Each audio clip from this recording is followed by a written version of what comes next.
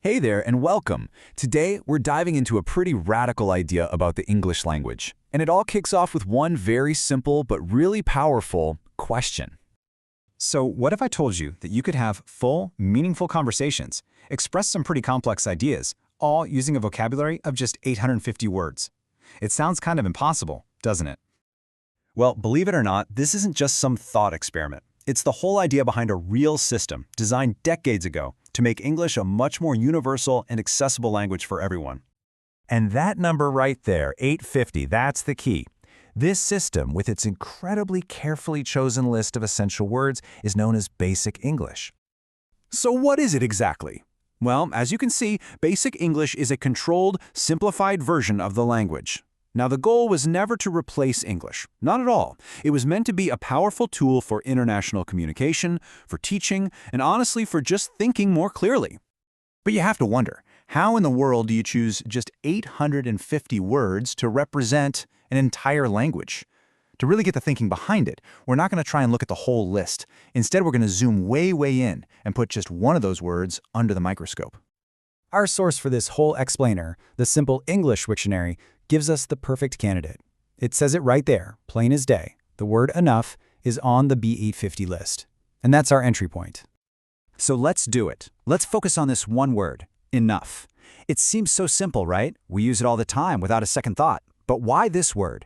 What makes it so essential that it made the cut for that super exclusive list? There it is, enough. It looks so ordinary, but its inclusion on this list tells us it's actually a linguistic powerhouse. Let's break down why. To really see its power, we need to look at its job description. What does enough actually do in a sentence? Our source gives us the complete breakdown. Okay, first up, enough is what's called a determiner. Now, don't let the grammar term throw you. It simply means it's a word that comes before a noun to give you more information about quantity, basically the how much or how many. Its core meaning is just what you'd expect, the needed number or amount. The perfect quantity, not too much, not too little. And the synonym from our source, sufficient, that captures that idea perfectly. But what's really fascinating is seeing that simple definition in action. Just look at the flexibility here. In I've had enough coffee, it's a determiner, specifying an amount. But in is this good enough, it's actually modifying an adjective. And then you have the classic phrase, enough is enough, where it's basically acting like a noun. It's just incredibly versatile. So what does all of this tell us? Well, by dissecting this one common word, we start to see the entire philosophy behind the Basic English system really start to click into place. This slide just illustrates the point brilliantly. Look at all the different hats this one word wears.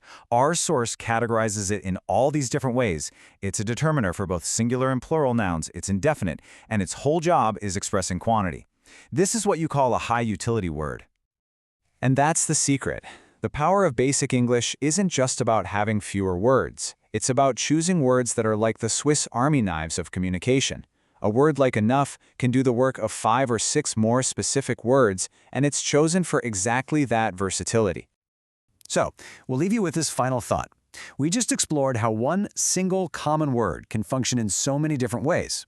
If one word can do this much, just imagine what a carefully chosen list of 850 of them is truly capable of.